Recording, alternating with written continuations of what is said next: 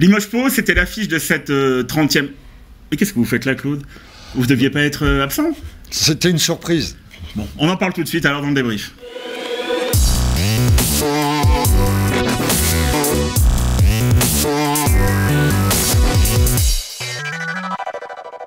Bon Claude, finalement, ravi de passer ce débrief avec vous. Vous nous auriez manqué, hein, pour être honnête. Ça tombe bien, on a une belle journée de basket en ce dimanche après-midi. 2 victoires, les espoirs, les pros. On a un peu pris notre revanche de la phase aller où il y a eu 2 défaites dans le Béarn. L'après-midi qui s'est bien commencé, donc Claude, avec une fois de plus une victoire vraiment sans contestation des jeunes. Oui, un très gros match de nos espoirs, avec beaucoup d'envie, beaucoup de défense, une première mi-temps très serrée puisque à la mi-temps il n'y avait que 34-32 et une deuxième mi-temps où à la fin on se retrouve à 77-52 avec une évaluation de 103 et de 41 pour Pau.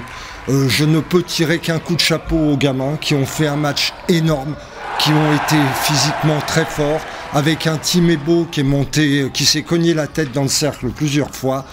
Donc très beau match de nos espoirs. Nous nous retrouvons maintenant 4e et en plus on reprend le goal average sur Pau. Donc je pense qu'on peut finir sincèrement dans les 4 premiers, voire mieux même. Vous l'avez compris, top 4, on le répète pour les espoirs.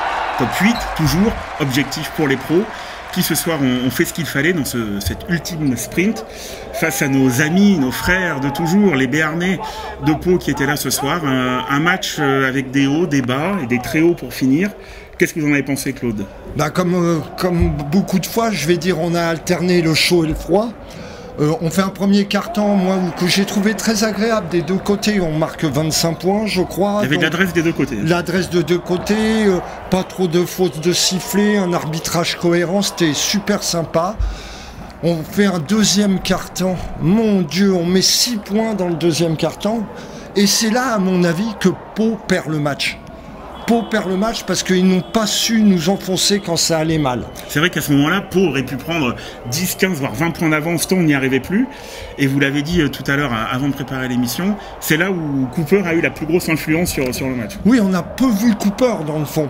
Il a été l'axe 1-5 qui est la grande force de Pau, Cooper. Kofi a été efficace pendant que...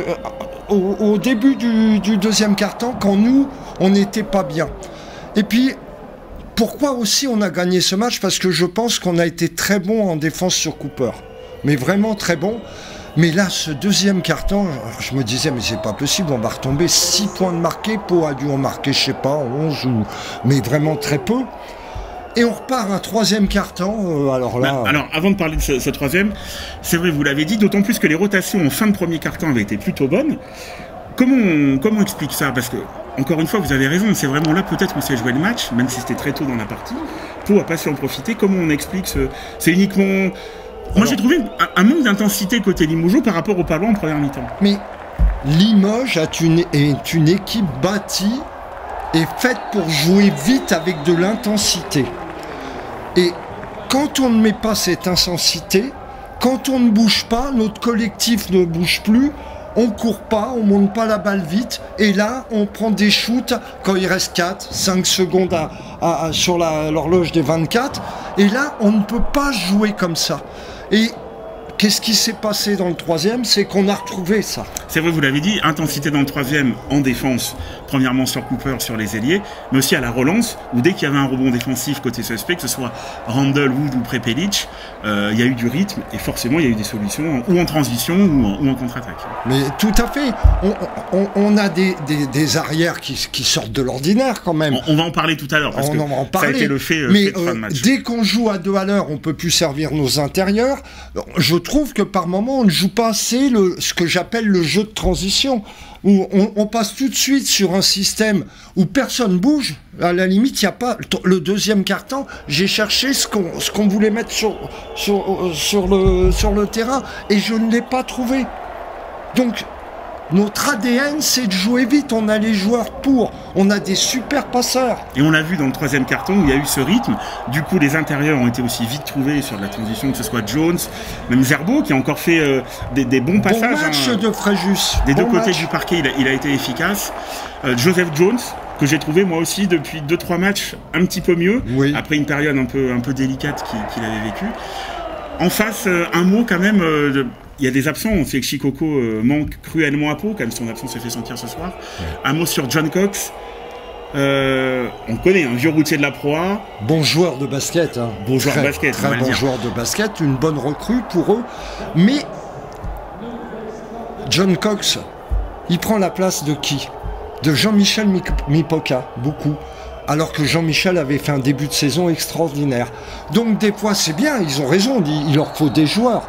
Mais là, on a moins vu Jean-Michel que sur beaucoup de matchs où il était vraiment dans les meilleurs, dans les plus grosses surprises du championnat. Et Cox a été souvent face à Bufford, pour parler maintenant quand même un peu d'Eli Moujo. Bufford, moi que j'ai beaucoup aimé ce soir, bon, il n'avait pas été trop en réussite à l'extérieur, mais par contre il prend des rebonds, il défend, il fait des passes. Ah mais il n'a pas été mal à l'extérieur. Moi ce que j'aime bien là chez Bufford, depuis quelques temps, il a un peu changé son jeu. C'est-à-dire que il s'est posté. On s'en aperçoit, et il a beaucoup posté John Cox. Et donc c'est très utile, et Bufford a eu une grosse activité qui a été très intéressante, mais les joueurs qui sont rentrés, par moments, ils ont été bons tous. Il n'y a pas un Limoujo qui est vraiment passé non. À côté ce soir, loin de là. Et j'ai un peu de mal avec Randle en ce moment quand même. Hein. Je trouve qu'il...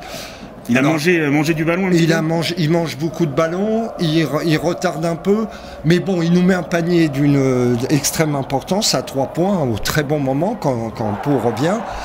Mais je l'ai tellement trouvé merveilleux sur les 2 premiers matchs que là, pour finir sur Randle, à mon avis, c'est aussi un joueur qui a peut-être pas l'habitude de jouer si peu, encore une fois dans une équipe, et qui a peut-être du mal à trouver sa place. Alors, il y en a un autre qui par contre ce soir a fait un match... on va dire incroyable, une fin de match incroyable. L'autre jour, on avait parlé qu'on n'avait pas eu la Wood dépendance. Là non plus, j'ai envie de dire, parce qu'il était à 0 points, je crois, à la 36e ou 37e. Oui, il a mis ses points, il les met dans les 2 dernières il est quand même... voilà, c'est un joueur comme on aime, Dachshund. Alors, il n'avait pas mis de points, mais pour moi, surtout en deuxième mi-temps, il avait été très bon, parce qu'il était à 9 passes décisives. Il était à 9 passes déjà. Quand même. Et il n'est pas étranger aussi à avoir bien défendu sur Cooper, qui a été beaucoup gêné par Dachshund. Et alors là, et puis, le patron était de retour. Le patron, et puis moi, quand je le vois prendre ses tirs, je sais qu'il va les mettre. Parce qu'il dégage quelque chose. Il est clutch. Voilà, c'est le joueur... lui, Prepelic, derrière, c'est impressionnant. Alors, un mot peut-être, parce que vous parliez à juste raison dans les autres débriefs de l'association Randlewood. Cette association n'aurait peut-être pas eu la voir, parce que la fin de match, Prepelic était un super match. Clément Prepelic, je m'en connais. C'est le MVP pour moi de la saison côté CSP quasiment. Mais il s'est fait une petite frayeur, on l'a vu... c'est des crampes. C'est des crampes. Ah, c'est des crampes, ça veut dire qu'il donne tout. C'est pas économisé une fois de plus. Surtout en attaque, c'était une petite boutade.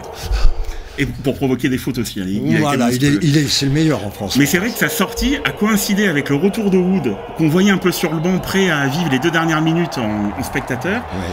Comme quoi, comme le malheur des uns faisant le bonheur des autres, ce sont ces petits détails dont on parle souvent qui ont fait la différence ce soir. Non, dans le fond, on va pas dire que c'est le match du siècle, mais pour Limoges, battre Pau, c'est toujours un match particulier.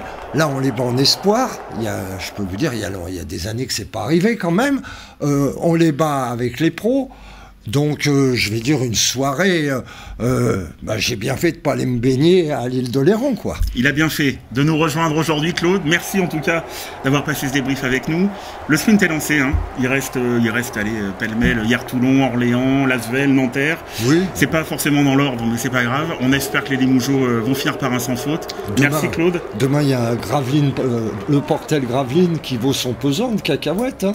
Le 1er mai, tout sera fermé, sauf le basket, comme d'habitude, vous l'avez dit. C'est pas demain, c'est mardi, je crois, excusez-moi. Donc, j'avoue que je sais pas du tout, Claude. Donc, on va regarder ça en rentrant. C'est mardi. À bientôt, à la prochaine. Salut, Claude. À bientôt. Au revoir à tous, dormez heureux.